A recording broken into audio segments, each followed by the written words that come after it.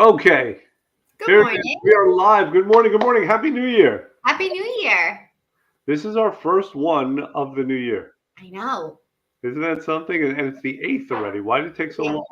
I know. It's weird. I'm like, it's funny. Everyone's like, it's the first weekend. It's just, I feel like we're already like a month into the new year. I feel like I've I- gotten too much done in a week. Let me ask you this. How many times have you written 23 instead of 24? Every time I've had to write. So I have to sign my son's journal every night from school. And even though the date is at the top that he has to write himself, I catch myself checking. Uh-huh. I am very proud of myself. I have not done it a single time. I figured I would do that till at least March. That's usually And when I it haven't happens. done it at all. Yeah. Yeah. I'll make a self-conscious effort to not do it tonight. Right. So listen, let's get started because we have several things to go over. First, we're going to start out with a recipe, uh, Yes. and then we're going to be talking about. I have to talk about Ozempic today, or those Okay. types of drugs, brief, Okay. and then we're going to get people going for this year. We're going to give them Yep. 3 rules for success in the new year. Yes. Okay, Yes. good. So, what kind of a recipe do we have today? So this recipe is super easy. I always talk about flavoring our food. I will say it until I'm blue in the face. And I think that making things that can stay in your fridge already prepared, that are effortless and can make anything good and quick and easy is a godsend for people who have no time, right? So this is super simple. You're gonna take cupcake tin, regular cupcake tin, slice your onion in half, place it the round side base on the bottom. If you are on program, you can use coconut oil. You don't have to use anything. Okay. Otherwise, you're just going to use coconut oil and brush it across the top. On the base, if you are on program, post program, you can use extra virgin olive oil. Sprinkle it with black pepper, a little bit of garlic powder, a little bit of onion, and a splash of like pink salt. You're going to bake it on 350. Give it in 25-minute increments until it starts to get brown and really soft. They come out almost like caramelized onions. They are unbelievable. They're great as a side. What is the difference between that and caramelized onions? Don't they get caramelized? Well, they do caramelize, but the texture is a little different. I notice when I caramelize onions in a pan, you get more of a gooey consistency. This isn't gooey. This is like just like sauteed onions, but whole. Okay. You have a whole half an onion. So now you could have this as a side. You could smear it like next to your steak, your chicken. You could toss it into salads. You could toss it into an egg frittata. Even if you wanted cold weather, you want to make a quick soup, you throw this into your broth and puree it. You just flavor the soup. Yeah. That is very interesting. Super easy. Why do we have to put it in a cupcake tin? Why can't I just throw it in the air fryer? Well, I wouldn't do this recipe in the air fryer. I feel like if you're slicing the onion in half, you still have half a bulb, so it's round. It's easier to stay upright in place. And then when you transfer them, if you're transferring them to the plate, you can actually cut your onion. So it's like a nice side vegetable. Okay. Yeah, All you right. want to keep it compact, We but have it's really we good. have to have an air fryer exclusive menu. I technically you can really put anything in the air fryer. That has I to, make yeah. that happen. Everything needs to be done in the air fryer. That's my thing. So, all right. Also, that sounds delicious, and I have to Really tell you, I have done similar things on program, Yeah. especially using Vidalia onions. Well, those are my favorite. Yes, Those are my favorite. it is awesome. You put a little Yeah. sea salt on there, some pepper, some garlic. So good. It doesn't even need it, but it helps. It doesn't, but it does bring out the flavor, and they do Yeah. last well in the fridge. So How long? I've done mine 40s that they've lasted. So in other words, I don't have any left. Okay. So you don't. So it could last longer than that. You're thinking. I would say 5 days. I mean, I other don't than know that, you don't want where are these rules? Like I end up throwing out so many things. I throw things after a couple of days, certain things just I'm like, yeah, that's been sitting too long. I'm not gonna warm that up. I'm not gonna keep that. Yeah. You Some don't things are know. hard now. Hard It pass. gets all slimy and things start growing out of it. That's definitely way too long. That I is think you're okay. safe and throw it away. All right. At that point, you can blend it and make it a soup, though. Yeah, no, I'm good. All right. Listen, I have to tell you about this guy who came in. Let's call him Robert. All right. Or let's call him Joe. Or Stan. How about we call him Stan? Stan seems good. So Stan comes in the other day, and he hadn't been to the office in years. I think it was like 2016. And Stan, he obviously needs to lose a lot of weight, but also he's a diabetic. So this is what he tells me. He tells me that he was on Mounjaro for 8 months, Oh wow. and it helped control his blood sugar, right? But he was expecting to lose weight, did not lose a pound. Not even like a pound and then go This is up. what Like he told me. nothing. This is what he said. He said he did not lose a pound, right? I wouldn't think that's possible. So then he said that to his doctor, and he wanted to lose weight. He needed to lose weight, right? So the doctor gave him Ozempic. Ozempic for 3 months, did not lose a pound. So now my question is, he did this for 8 months, no results. The doctor Overall longer, overall almost a year. almost a year. So for 8 months, didn't lose anything. Nothing was happening. He just kept taking these man-made chemicals. Correct. And they help control his blood sugar. But he is a diabetic. He is a diabetic. And so his blood sugar was, it worked for that. He did not lose any weight. Now, here's what you need to know. I asked him, when you did the program in the past, did it help your blood sugar? He said yes. And he lost 40 Our program. Yes. And he lost 40 pounds. So I said, well, why didn't you come in? I mean, why go through all that? And what do you think he said? Money was an issue? His insurance covered it. There you go.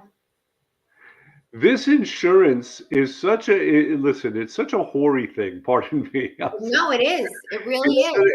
It's such a corruptive influence. I mean, it's wonderful. Obviously, some people need the surgeries that cost tens of thousands of dollars, but it's a corrupting influence. People make their health decisions for the wrong reasons.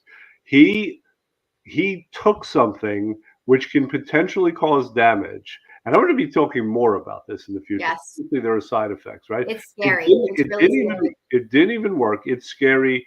It's going to be like Fen-Phen. I'm going to talk about that too. Fen-Phen was a drug. I haven't heard that in a while. Yeah, but we've done this before. Is the point? No, I know. It's always just a new name. It's a new name. It's a new thing. It's a new right. It's the latest thing, and the sole, I don't want to say benefit, but incentive, the driver. Like, why is this such a big thing? It's trendy.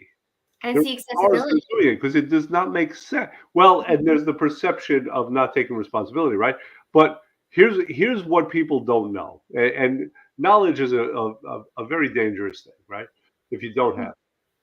Well, what people don't know is this: according to the studies, a non-diabetic taking Mounjaro, Ozempic, Januvia, there's a bunch of things, right?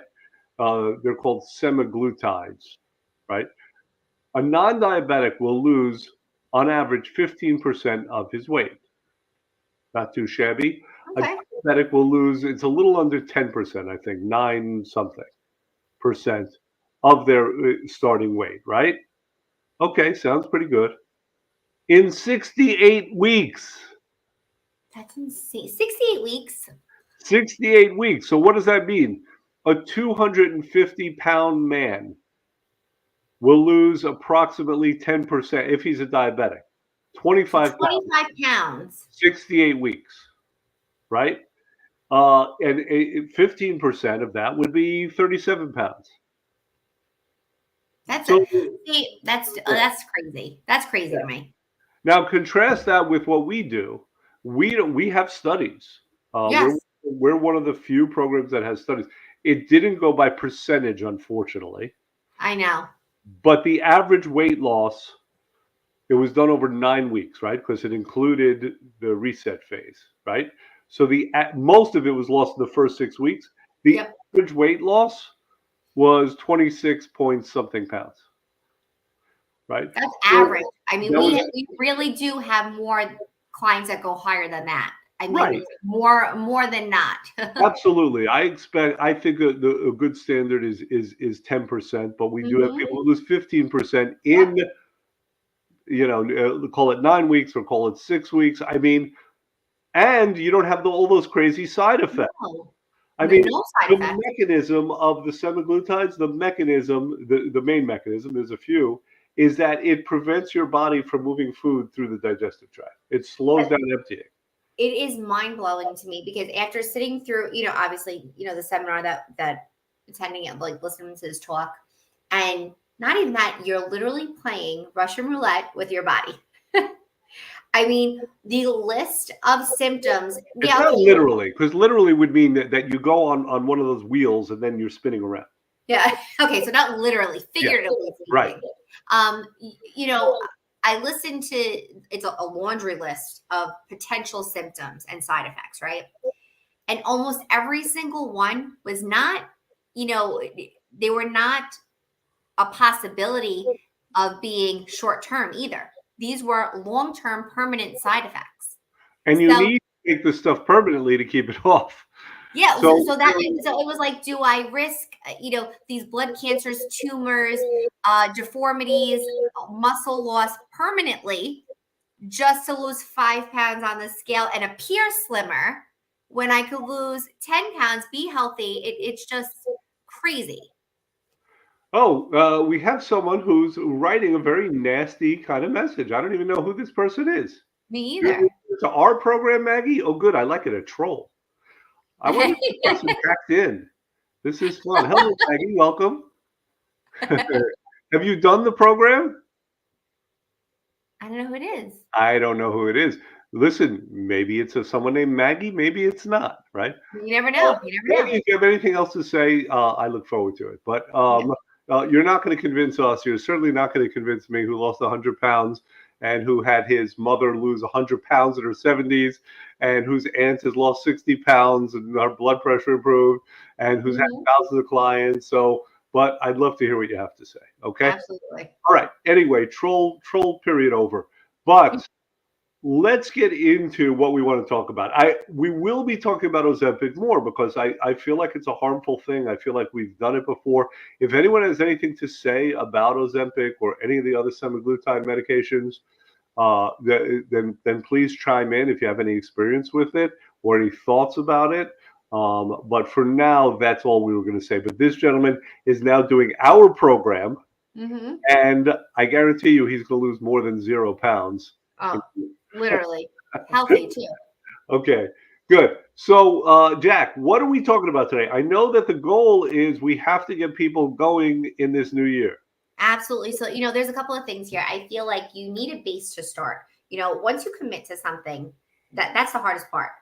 You have to commit to even doing something right, doing something healthy, doing it for the better good for yourself. So you may have a goal in mind and just not know how to get there or what steps you need to take. But I mean, the truth is there are multiple steps that you can take, right? And I think there are core rules that will help you stay focused no matter what path you take. So it's, for starters, we have one: if you do not go after what you want, you will never have it. And the truth is, if you genuinely want to be healthy, if you want to lose weight, if you want to make a difference in your life overall, you have to do something. Yeah. You have to start by doing something. By not making a decision, by not committing to yourself, nothing is going to happen. Right. Hey, let me stop you for a minute. I'm sorry, because Maggie is back. She says she's not a troll. She found the program expensive and does not work. I'd be interested to see her journal if she actually did the program like she was supposed to. And she believes it's not healthy, and she's not a troll. Maggie, I don't know where you did the program. I don't know what kind of support you got. I don't know if you did it correctly. If you want to have a conversation, if you are a person who's sincere and of good faith, then I will be happy to have a conversation with you. Not right now. You can't take up all of our time, but I will be happy to have a conversation with you about it. But in conclusion, I can simply say this: you're wrong. All right. Yeah. Now let us continue. All right. Perfect. So we have that. That's our first rule. That's a core rule for us to continue forward. I mean, I feel like that's a great platform for everyone to start, is by committing to some sort of plan or program, no matter what it is. Whether it's saying, I'm going to start exercising 3 to 4 times a week. I'm going to give myself 20 minutes of grounding a day. I'm going to wake up 15 minutes earlier to stretch. Whatever it is, if you commit to start something, it's always going to be hard the first one. But if you're consistent and you commit, you will have great success. So that is something that you have to really genuinely. Nothing happens unless there's first a vision and a commitment to achieving that vision. And that's just in any endeavor in life. Absolutely. And then my second rule is if you do not ask, the answer will always be no. So now this is very general, right? We are committed to helping people get to reach their goals permanently, stay there, be happy and healthy. That's our goal. And If hopeful. you're not asking for help, absolutely, and hopeful, of course. If you're not asking for help, if you need accountability, if you're not reaching out, if you are keeping all of your emotions, your feelings inside, your questions, or guessing through and not reaching, you're not going to get the full help that you deserve and you need. And that's what we're here for. So not just us, but that's with any program you do. If you need some sort of accountability, that's what a coach is here for. Right. So that's super important. And then thirdly, the most important, which I think is super like just like eye-opening, like that aha moment for anybody. If you do not step forward, you will remain in the same place. If you don't start, I don't care if it's the 8th and you haven't, you said you were going to start on the 1st and you haven't. I don't care if you can't do it till next week. You got to put a date on the calendar. You have to just start. But if you do not start, you will not get anywhere. Period. The end. Yeah. So let's, I want to just stop you for a minute. And because something that's very important is this, we have to be willing, obviously, to take action. But even before that, we have to have that vision. Mm-hmm. Now, there's a problem. And the problem is this. Sometimes we get into a state where we've failed in the past. Correct. To where we're not even willing to have a desire or a vision. We're so sure it's not a possibility that we don't dream it, we don't think it, and we certainly don't take any actions towards it. And this is a funkified place.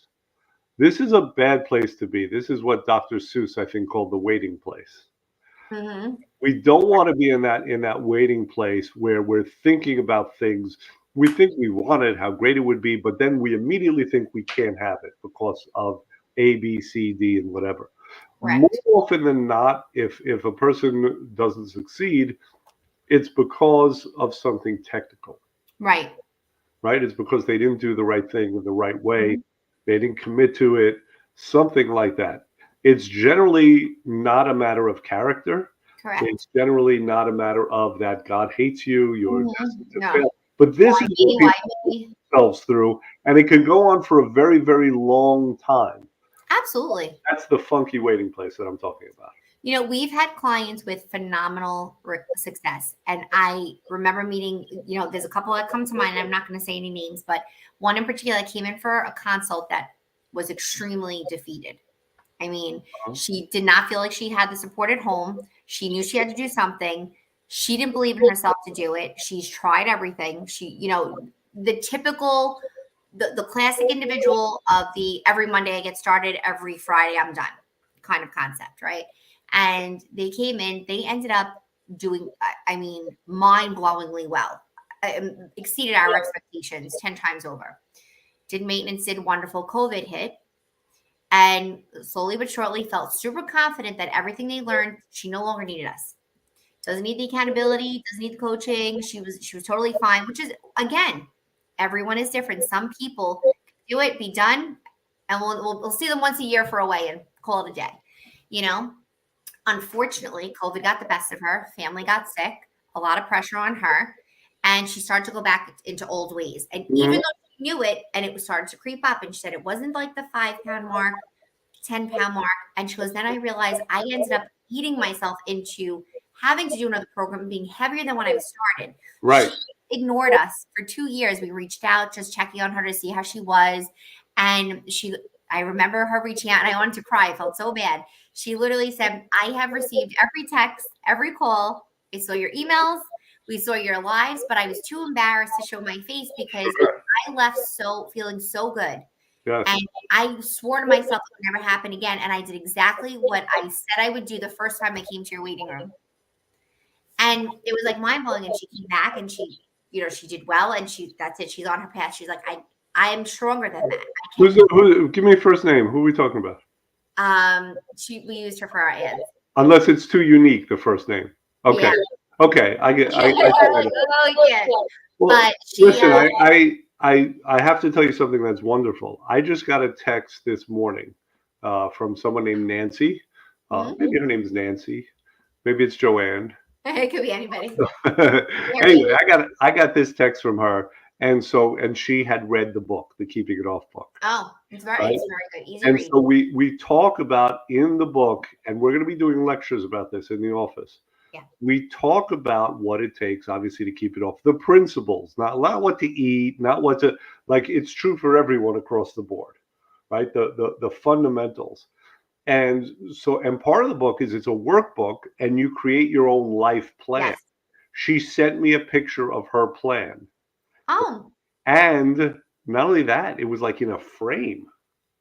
Oh. Right? Because one of the things that I say is you have to write down the plan and you have to put it somewhere where you're going to see it. It's smart. So, we usually don't write down a plan. We have some vague idea. And B, if we write it down, we're liable to keep it in an app, never look at it, put it in the drawer, whatever. You're like that college student who gathers all these numbers and they're on napkins. And there are napkins and post-it notes. Yeah. So that was really, really cool. Maybe I'll see with her permission if we could post it. But Yeah, that there's was something to be said about that. I mean, I feel like the same thing as like a to-do list, actually putting pen to paper, and even if you're not a pen and paper person, but organizing a list to some extent of what you're going to do, your steps, even if it's a couple of days ahead, it just makes you feel like you have a sense of control. Yes, but it's also true that people are afraid to create the list because you can't now yes, you can't undo it, right? That's right. Crossing it off, you feel guilty. You feel a sense of responsibility. Listen, you can do whatever you want, and people do this in life? Absolutely. They create a rule for themselves, and then they break it, and then the next thing they know, that they never made that commitment in the first place. Correct. So, I mean, I'm guilty of it. Did it right? There are things that I said, okay, there were a handful of projects I want to complete before the new year. Not related to my health or anything like that, and I got to most of them. And there were like 2.5 that are not complete, let's say. And I was like, oh, I really should have did those first. I literally rolled them onto my to-do list of like just main priority things that have to be done, like house stuff and, overall things that have to be done. Now I'm like, okay, they got to be done by the end of February. Like it's a must. Like I just have to get to these at some point. And I'm laughing to myself because I cannot get it out of my head. And I'm like, I really wanted this done because in my mind, it would have snowballed into my next new project. So in my mind, it eats you up a little bit, And I feel like there's a sense of responsibility with yourself when you do put it on pen and paper, or if you try to fudge it and cross it off and just like disregard, it's still there. So it's the same concept of you structuring your health goals. Oh, I'm going to work out today. Let me just do some work today and my exercise clothes are ready. And then you never get it done. Right. But we're saying that if it matters, not only do you put pen to paper, because I mean, listen, we all have lists, and those lists, there are piles sometimes of lists, right? Apps full of to-dos. But you put it in a prominent place where you cannot miss it. Exactly. It really is super important. So let me see if I can give you a stupid example. Let's say that you won the lottery and won $10 million, right? Okay. Very nice thing, right? And you did it, and it was like on a Friday night. It was too late to go wherever you have to go to cash in. I assume that people go someplace. The lottery office. There's got to be somewhere. Yeah, I don't know where it is. Let's find out one of these days. We'll go together. Right? Exactly. So, and you're like, I'm afraid of losing this. I have to get this handled. I can't be messing around. This is $10 million, right? Yeah. I know if I put it in a drawer, whatever. So you would probably like staple it to your forehead the weekend, right? No, or you would put it attached to my wallet. You would put it in a very safe, prominent place where you would not miss it. Maybe you would staple it to the door on Monday morning. Now, yeah, you're not losing it. Stupid example, but if you're making something a priority, then these are things you're going to do. Sometimes I'll leave for the weekend. There's something I have to do on Monday, and I'll put the thing on top of the keyboard, for example. Yeah, right. Well, you can't miss it. Right these are the systems that people have. My grandmother, I had one of these crazy neurotic grandmothers, right? She was always worried that, she would leave the house, the door would be unlocked. She'd forget her keys. The oven would be on. She would check it 17 times. I do that though. Yeah. I do that even when it's when you're in a rush, when your mind is not clear Right. and you're rushing. And I go back and meanwhile the iron is off, the door was locked, the alarm's on. Yeah. So one of her little systems is her keys in her pocket. She would have them safety pins. She was afraid of losing her keys, so they'd be safety pinned inside her pocket.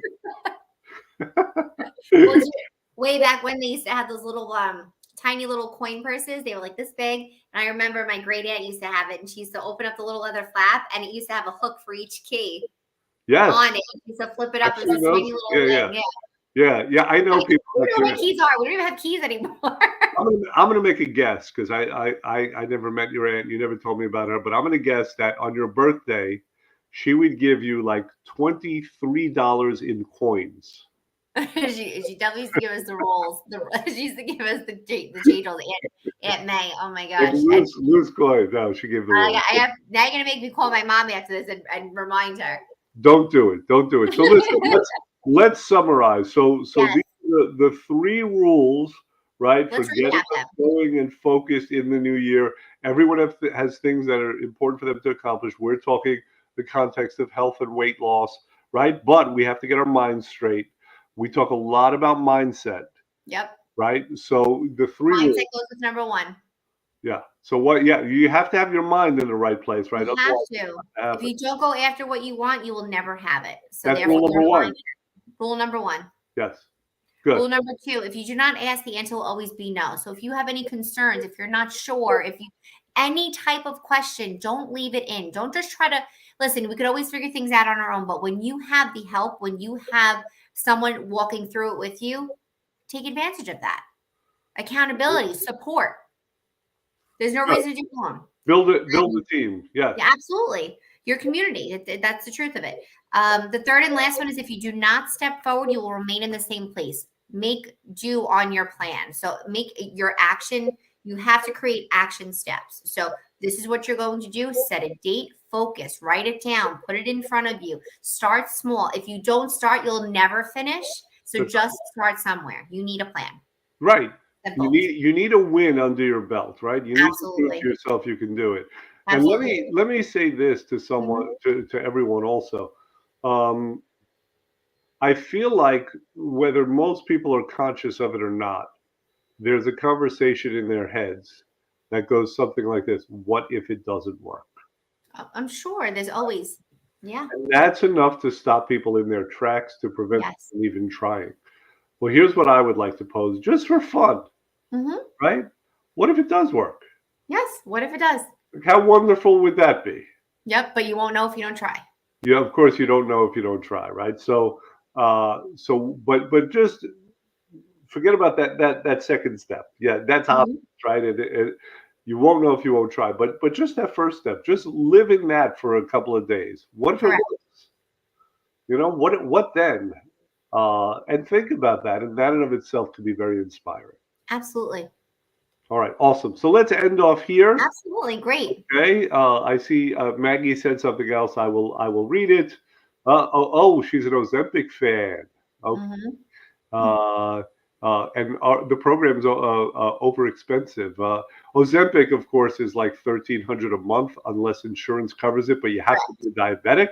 So if you're not a diabetic, please start eating a lot of sweets so you can become a diabetic. Then insurance will cover it. And again, Maggie said she met with me personally. I looked her up. I don't see her. Maggie, if you did everything right and you did not get the result, we have a guarantee, which Ozempic does not. Thank you very much. Thank you for your contributions. I don't expect we're going to hear from you again, but you're always welcome to, as long as you're pleasant. Thank All right. you. Take care. Have a great week, guys. See you next week. Bye. Bye.